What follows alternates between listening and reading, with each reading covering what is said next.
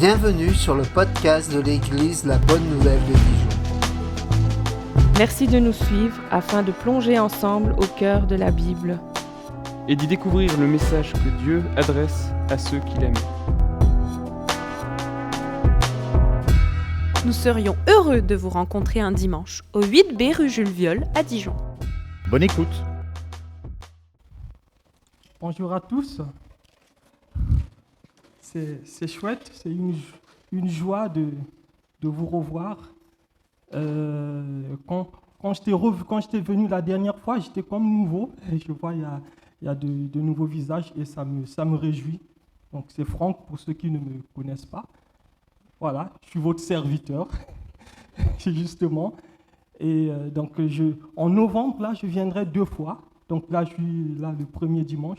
Mais dans 2 semaines, je vais soutenir ma thèse. Donc, dans le 19 novembre, je soutiendrai ma thèse et je serai aussi réjoui et content que vous, ceux qui pourront être là, que vous soyez là pour célébrer ces moments de fidélité de Dieu avec moi.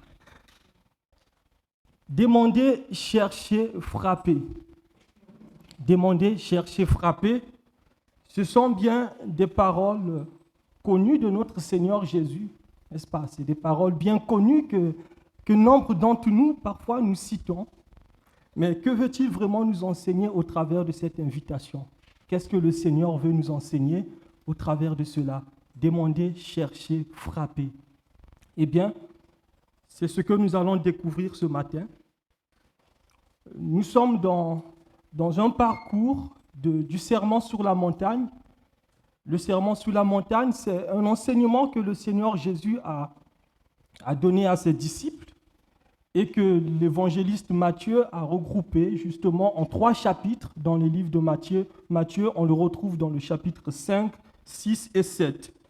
Donc ça fait quand même un certain temps que nous sommes en train de méditer sur le Sermon sur la montagne. Je fais des longues pauses et c'est chouette de voir ce que le Seigneur nous invite dans ce sermon. Soyez parfaits comme votre Père Céleste est parfait. Donc nous avons déjà commencé le chapitre 7, donc on avance petit à petit vers la fin de ce sermon. Nous sommes dans le chapitre 7 que nous allons poursuivre ce matin. L'avant-dernier message sur ce chapitre était justement était un appel du Seigneur, un ordre, une invitation, un commandement, ne jugez point afin que vous ne soyez point jugés.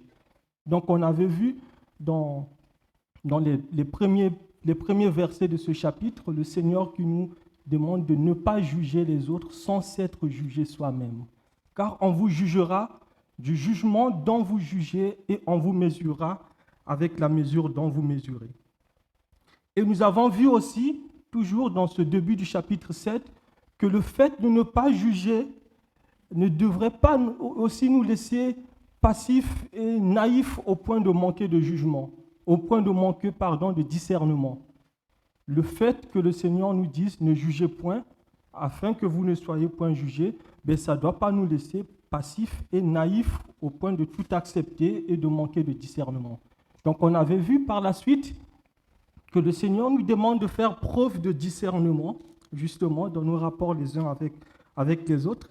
Et ce matin, c'est la suite, les versets 7 à 11 que nous allons méditer tout de suite.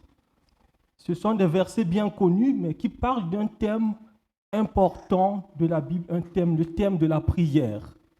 Donc ces versets nous parlent du thème de la prière. Ce n'est pas la première fois que le Seigneur Jésus parle de la prière dans ce sermon sur la montagne. Si vous vous rappelez, après le 7, quand on revient au chapitre 6, le Seigneur avait déjà enseigné à ses disciples comment il faut prier. Dans cette prière qui est bien connue, qu'on appelle même la prière dominicale, qui est le Notre Père. Donc le Seigneur avait montré à ses disciples comment il faut prier.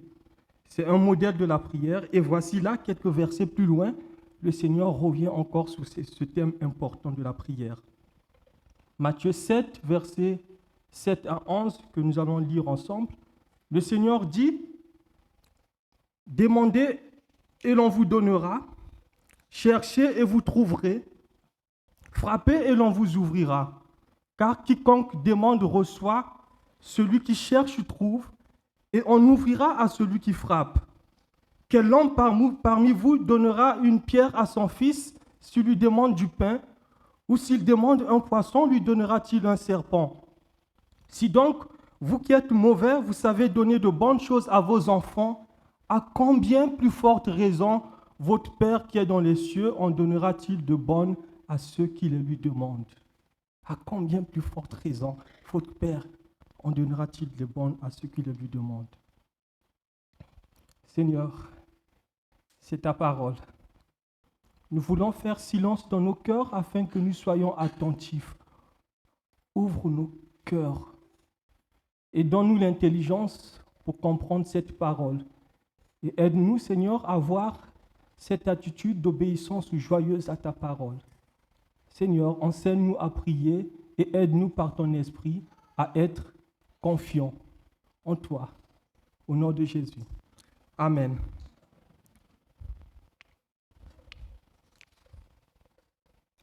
Vous est-il déjà arrivé de vous demander pourquoi prier si Dieu connaît déjà nos besoins? N'est-il pas tout-puissant? Oui, il est tout-puissant. Eh bien, pourquoi demander, chercher, frapper si Dieu connaît déjà tout ce dont nous avons besoin? Je ne sais pas si ça vous est déjà arrivé de se poser ce genre de questions, mais moi, ça m'est déjà arrivé. Eh bien, au travers du texte que nous venons de lire, nous allons voir trois vérités essentielles, trois vérités, trois choses. Premièrement, Dieu veut nous donner. C'est ce que nous verrons en premier. Dieu veut nous donner. Deuxièmement, on verra que Dieu est un bon Père.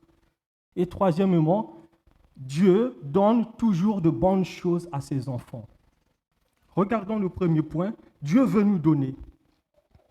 Le verset 7 à 8 du texte que nous venons de lire nous dit « Demandez et l'on vous donnera.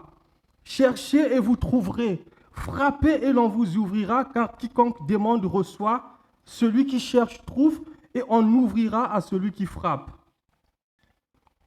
Nous avons ici une promesse de la part de notre Seigneur. Il nous fait la promesse. Il y a une promesse, il y a aussi un ordre. Demandez, cherchez, frappez. Et quand on regarde ces verbes, quand on cherche à comprendre le temps, ces verbes sont à l'impératif présent. Ce temps, c'est un temps qui indique un ordre. Mais ce temps indique aussi une action qui est continue. Nous sommes dans la prière. Il ne s'agit pas là d'une simple requête formulée une seule fois. On pourrait même dire, continuez à demander, continuez à chercher, continuez à frapper, demandez encore et encore, cherchez, cherchez sans relâche, frappez, frappez sans cesse. Car celui qui persévère ainsi, la porte s'ouvrira. Et là, dans ce thème de la prière, mais qu'est-ce que le Seigneur, c'est quoi le thème général de ce bloc? Qu'est-ce que le Seigneur veut nous enseigner au travers de ça? C'est la persévérance dans la prière. Le Seigneur nous invite, il nous demande de persévérer dans la prière. Quand on ouvre la parole, on voit, il y a des passages qui nous disent prier sans cesse. Ce sont des passages que vous connaissez même de mémoire. Prier sans cesse. Un court verset. C'est une invitation à la persévérance. À la persévérance dans la prière.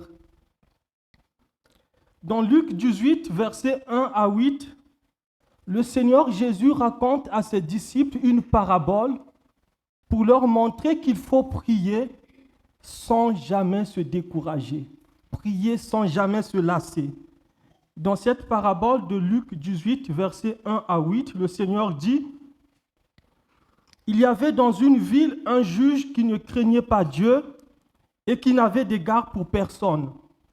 Il y avait aussi dans cette ville une veuve qui venait lui dire « Fais-moi justice de mon adversaire. » Cette veuve demandait tout le temps « Fais-moi justice de mon adversaire. » Pendant longtemps, il ne voulut pas, ce juge, ne voulut pas céder, ne voulut pas répondre à cette veuve.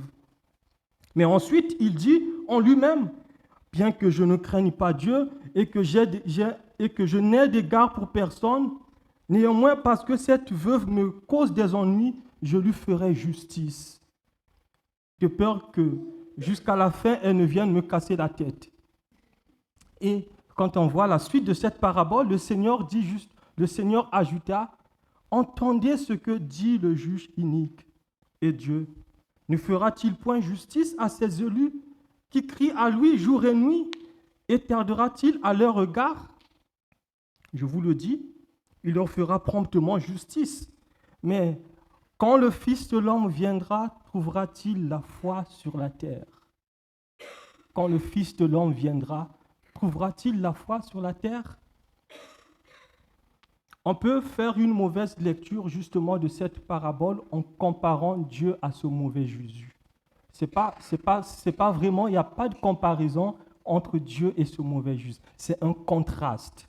Dieu n'est pas comparé à ce mauvais juge. Dieu est contrasté à ce mauvais juge. Le mauvais juge manque de bonté.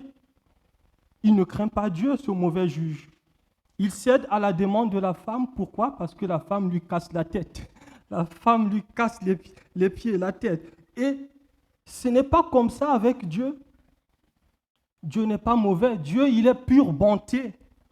La bonté de Dieu, c'est justement ce qui doit être un élément qui devrait nous motiver, nous encourager davantage à venir vers lui, à prier, à persévérer. Pourquoi persévérer? Parce que Dieu est bon, justement. Et c'est cela mon deuxième point. Dieu est un bon Père. Dieu est un bon Père. Dans le contexte du serment sous la montagne, quand on regarde, c'est la prière que le Seigneur enseigne à ses disciples. Et dans la suite de cette prière, la prière n'est pas simplement mécanique. On avait vu dans le serment sous la montagne, le Seigneur nous demande justement de ne pas imiter les païens qui pensent qu'à force de paroles, ils seront exaucés, qui répètent. Et le Seigneur nous dit, non, la prière ne doit pas être mécanique. La prière ne doit pas être une simple formulation des requêtes pour des bénédictions isolées. Mais qu'est-ce que le Seigneur nous enseigne dans ce serment sous la montagne sur la prière? C'est quoi en fait la prière? La prière, c'est la recherche ardente de Dieu lui-même. La prière, c'est la recherche de Dieu. Comme David pouvait dire dans le psaume 27, versets 7 à 8, « Éternel, écoute ma voix, je t'invoque, fais-moi grâce et réponds-moi. Mon cœur dit de ta part, cherchez ma face. Je cherche ta face. » Ça, c'est le cœur de la prière dans cette attitude. C'est une attitude de chercher Dieu, une attitude de chercher la face de Dieu, une attitude de chercher la volonté de Dieu, de chercher à se soumettre à cette volonté qui est bon, agréable. Et le Seigneur dit dans Jérémie 29, le verset 13, « Vous me chercherez et vous me trouverez, si vous me cherchez de tout votre cœur. » Cherchons-nous Dieu de tout notre cœur dans notre prière? Est-ce que quand nous prions, quand nous demandons sur un sujet, sur une requête spécifique, notre désir est vraiment de chercher Dieu, de chercher sa volonté, de nous soumettre à cette volonté? La prière est un moyen justement de montrer que nous dépendons de Dieu. Nous dépendons de ce Père céleste. Ce Père céleste qui connaît nos besoins. Regardez dans le chapitre 6 de Matthieu sur la prière. Votre Père sait ce dont vous avez besoin, avant même que vous puissiez lui demander. Demander, chercher, frapper est un appel à la persévérance. Dans cet appel, on peut vraiment réfléchir. Il y a une promesse que le Seigneur nous fait derrière cet appel. C'est quoi cette promesse? C'est que Dieu entend, Dieu répond et Dieu donne. Avant d'aller plus loin, il y a une chose importante qu'il faudrait quand même que nous comprenions. C'est que la promesse qui nous est faite dans cette prière, dans ce contexte du serment sous la montagne, dans la Bible, la promesse de savoir que Dieu répond, Dieu entend notre prière, cette promesse est faite pour ceux qui ont un Père dans les cieux. Ceux qui ont un Père dans les cieux peuvent avoir l'assurance que Dieu entend leurs prières. Dieu répond à leurs prières. Et Dieu donne toujours des bonnes choses à ses enfants. Tous les hommes sont appelés au salut. Ce que Dieu veut, c'est que tous les hommes soient sauvés. Que les hommes soient sauvés et parviennent à la connaissance de la vérité. Mais seulement ceux qui ont reçu Jésus-Christ comme Seigneur et Sauveur personnel peuvent se prévaloir de ce privilège d'être appelés enfants de Dieu. Oui, ceux-là, ils peuvent se dire, oui, je suis enfant de Dieu. Et ils peuvent avoir l'assurance que Dieu, non seulement entend leurs prières, mais Dieu répond dans sa bonté, dans sa grâce à ses enfants. Nous avons tous été créés par Dieu. On est tous des créatures, on est la création de Dieu. Mais cela ne fait pas de nous automatiquement des enfants de Dieu. Ce n'est pas parce que vous êtes né dans une famille chrétienne que vous êtes chrétien.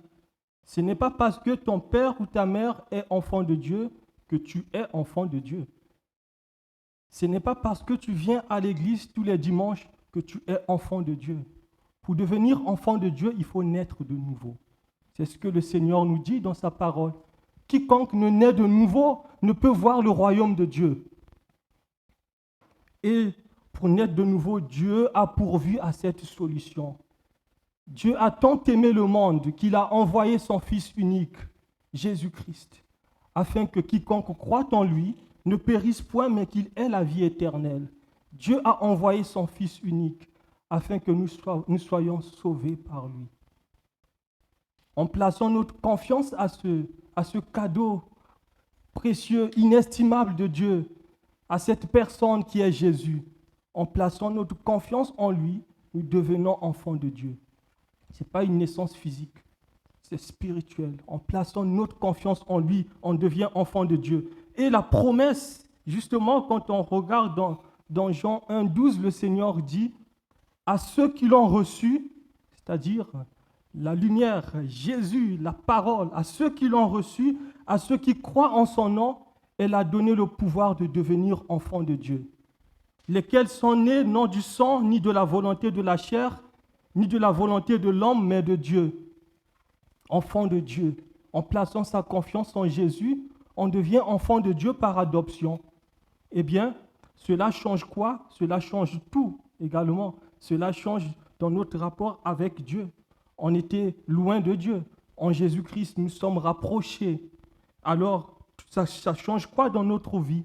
Toute notre vie de prière repose maintenant sur cette affirmation que Dieu est notre Père. Toute notre vie. Il n'y a pas de peur, il n'y a plus le péché qui nous séparait, qui nous empêchait de venir à lui, de prier. Dieu est notre Père. Dieu est bon. Dieu nous aime. Dieu s'intéresse à nous. Certains pensent que Dieu est un Dieu lointain, qu'il faut vraiment patienter, comme on passe un appel, attendre des heures, des minutes. Certains ont attendu 1 minute, 2 secondes, ils coupent. Attends, Dieu n'est pas comme ça. Dieu n'est pas un Dieu lointain, il n'est pas indifférent. Comme les dieux de Baal, quand on regarde le prophète Élie, qui était confronté à ces faux dieux. Le prophète Élie qui adore le vrai Dieu. Et justement, ces prophètes de Baal qui adorent le faux Dieu et qui vont faire les incisions, ils vont crier « Baal, réponds-nous, Baal, réponds-nous ». Le prophète Élie va justement dire « Criez à haute voix, puisqu'il est Dieu. Il doit être en train de penser à quelque chose. Ou bien il est occupé ou encore en voyage. Peut-être même qu'il dort, il se réveillera, il est en train de faire la sieste. » Et oui, nous n'avons pas à prendre rendez-vous pour s'approcher de ce Dieu, de ce Créateur. Par notre foi en Jésus-Christ, nous pouvons justement nous approcher de lui. Il est notre Père céleste. C'est un Dieu proche. C'est un Dieu bienveillant. C'est un Dieu qui veut nous donner. C'est pour cela qu'il nous a dit, demandez. Il veut nous donner. L'accès au trône de la grâce de Dieu nous est ouvert maintenant par le Seigneur Jésus-Christ. pouvons ainsi avoir l'assurance que Dieu veut notre bien. Jésus a pris sur lui la colère qui nous était destinée. Oui, Dieu était en colère contre nous parce que par notre péché, nous étions condamnés. Jésus a pris sur lui la colère. En plaçant notre confiance à lui, nous sommes vraiment acceptables par Dieu. Oui.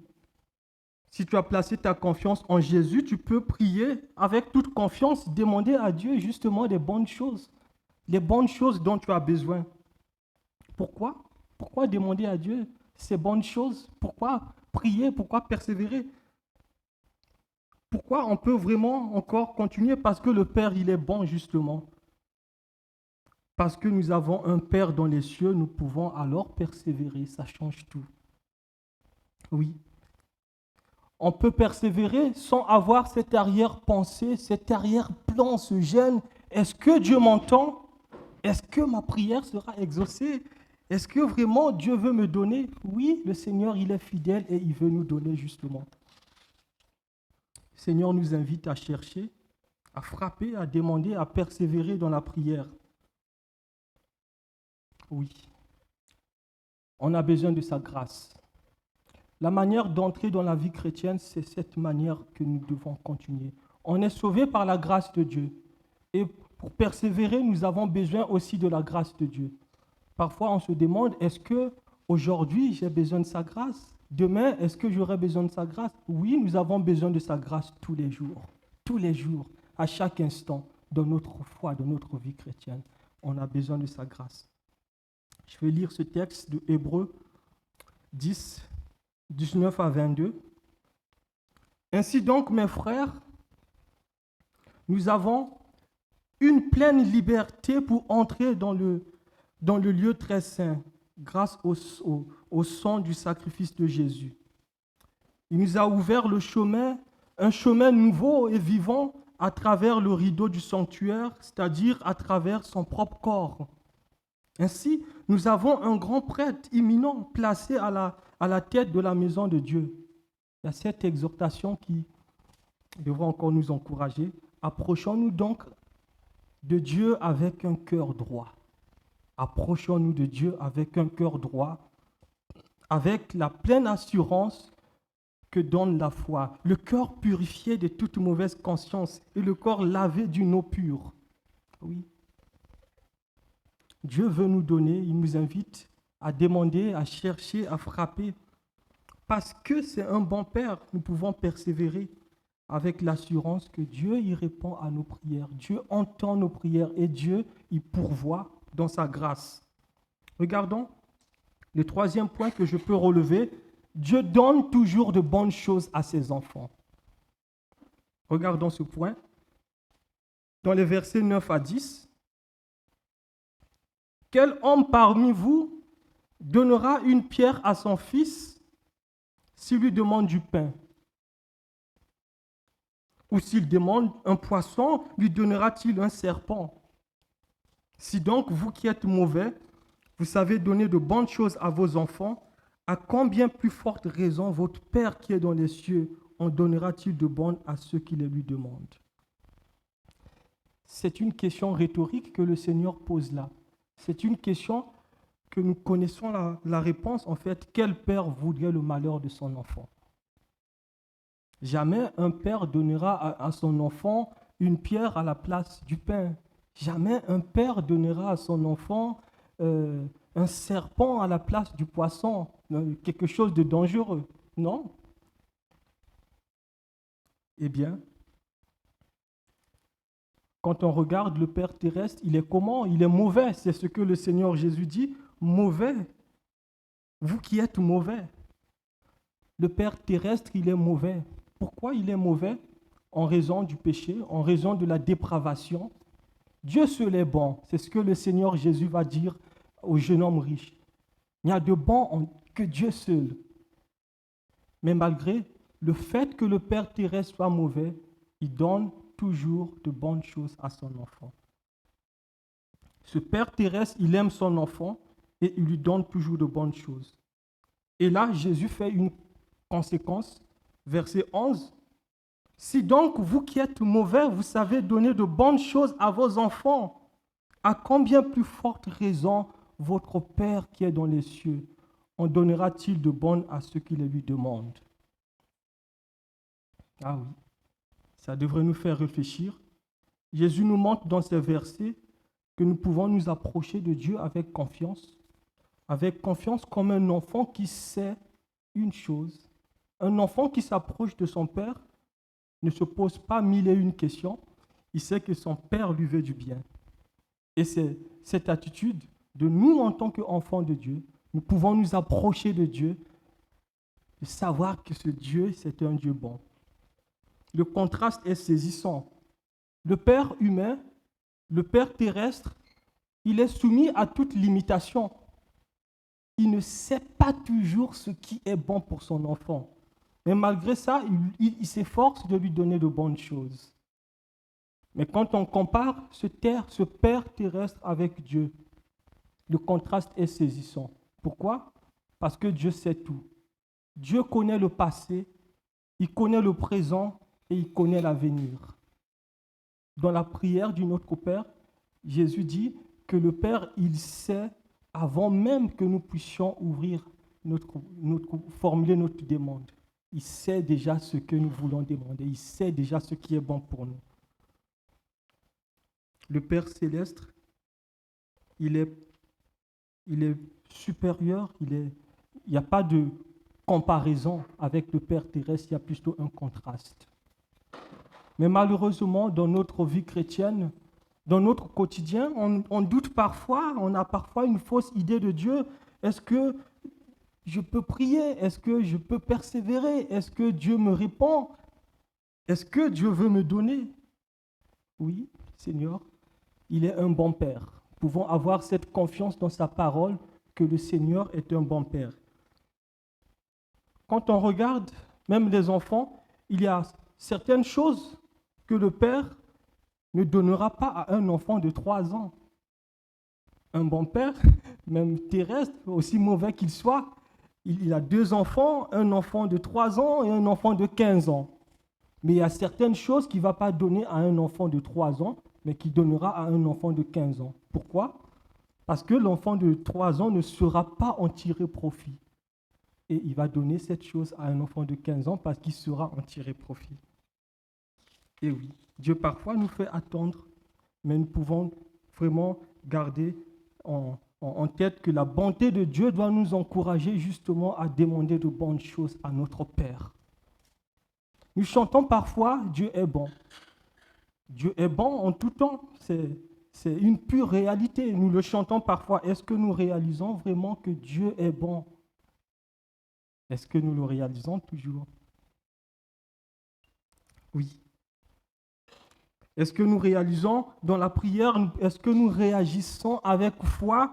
Seigneur, même si je ne comprends pas tous les projets que tu as formés pour moi, tous les projets que tu as formés dans ma vie, mais ma vie est entre tes mains et à travers les yeux de la foi, je peux persévérer. Je veux croire, je veux justement m'approcher de toi parce que tu es un bon Père pour moi. Et là, il y a quelque chose que je veux aussi observer dans ce texte. Jésus ne dit pas que votre Père céleste vous donnera n'importe quoi. Jésus ne dit pas que votre Père accordera ou répondra à tout ce que vous demanderez. Mais dans le texte, dans l'observation, Jésus dit, votre Père céleste donnera de bonnes choses à ceux qui le lui demandent. Alors, il nous encourage à demander ces bonnes choses parce que ce Père, il est bon et il veut nous donner. La Bible dit dans Jacques, le chapitre 4, les versets 2 à 3, « Vous ne possédez pas parce que vous ne demandez pas. Vous demandez et vous ne recevez pas parce que vous demandez mal dans le but de satisfaire vos passions. » Ah oui, ça peut nous faire réfléchir. Dans la prière du Notre Père, le Seigneur nous a appris déjà à formuler des demandes. Qu'avons-nous besoin? Donne-nous notre pain quotidien. Oui, dans ça, le pain quotidien, on avait vu que ce n'est pas du superflu, c'est le nécessaire. Donne-nous notre pain quotidien. Pardonne-nous nos péchés, on peut lui demander justement de nous pardonner quand nous nous égarons. Nous pouvons nous tourner vers lui et lui demander de nous pardonner. La victoire dans la tentation. Tu luttes avec le péché, tu ne remportes pas des victoires sur ce péché ou sur ce comportement. Eh bien, tu peux persévérer dans la prière. Tu peux continuer à lui demander de te donner la force justement de te relever, de continuer à marcher dans la foi, la protection contre le mal. On peut lui demander toutes ces choses. On peut formuler ces demandes. Nous manquons de sagesse. Qu'est-ce que nous pouvons demander à Dieu? Seigneur, donne-moi de la sagesse. Je n'arrive pas à décider. Jacques 1, le verset 5.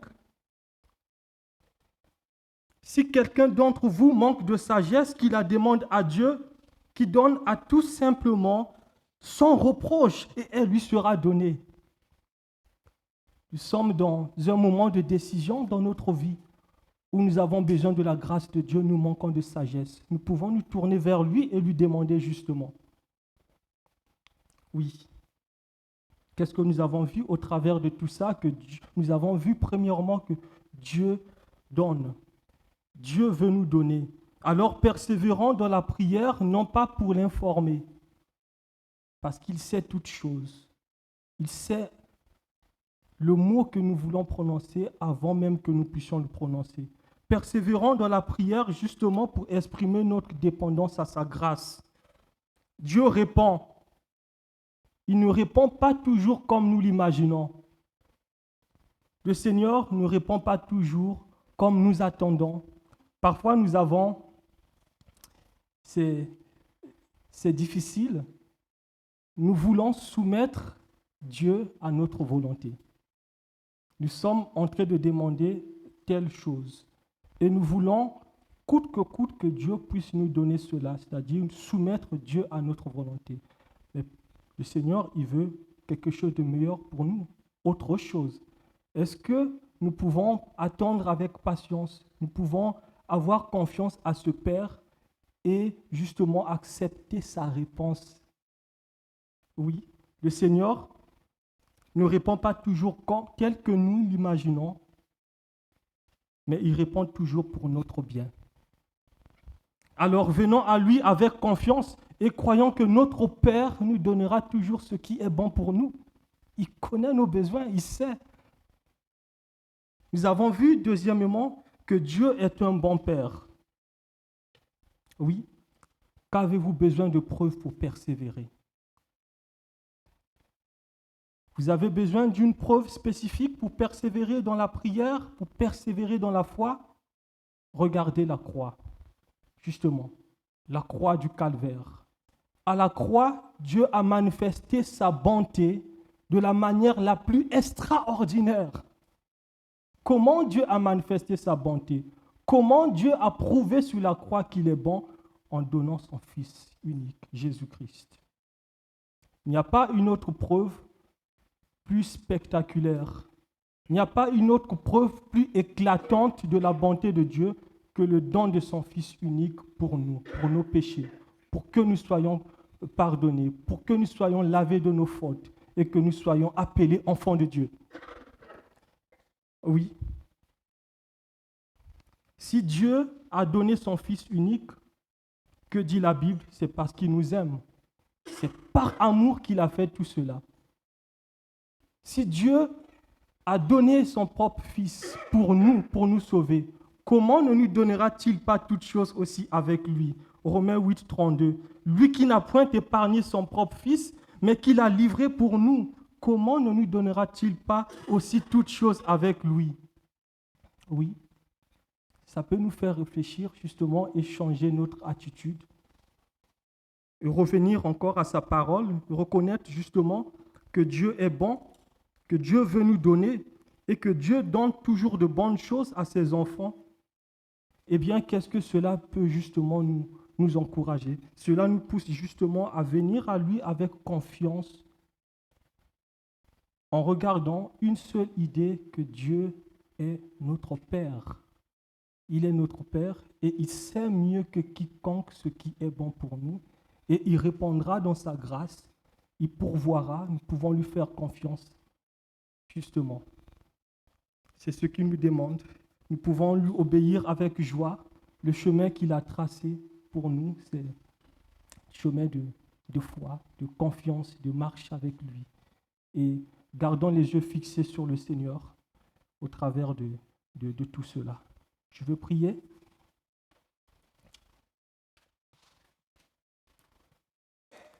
Merci Seigneur pour ta grâce.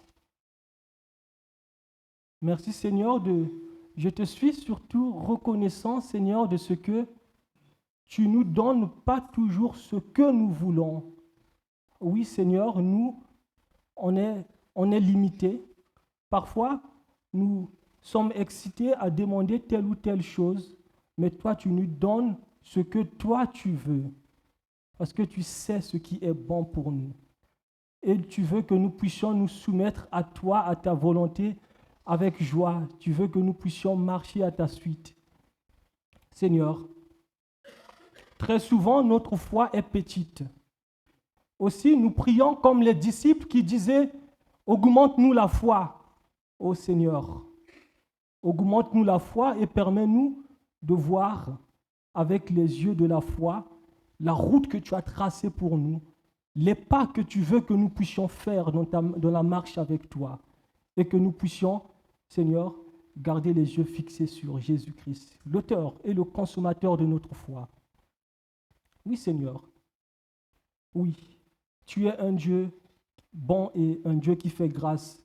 Aussi, je te prie, Seigneur, pour toutes les personnes qui sont tentées de persévérer sur un sujet qui continue à demander, qui continue à chercher, qui continue à frapper. Je te prie dans ta bonté que tu répondes à leurs prières et que tu pourvoies afin qu'ils puissent voir encore ta main qui agisse, ta main qui est vivante. Seigneur, merci. Je te remets encore la suite de ce culte. Je te remets le temps de la GAP. Je te remets le temps de l'Assemblée générale. Et je te prie surtout pour notre semaine qui va s'ouvrir, que tu puisses nous garder en toi. Et que nous marchions pas à pas, les yeux fixés vers Jésus-Christ. Merci Seigneur pour tous tes bienfaits. Et merci pour ta parole que tu continueras encore qui continuera à faire écho dans nos cœurs. Au nom de ton Fils Jésus. Amen.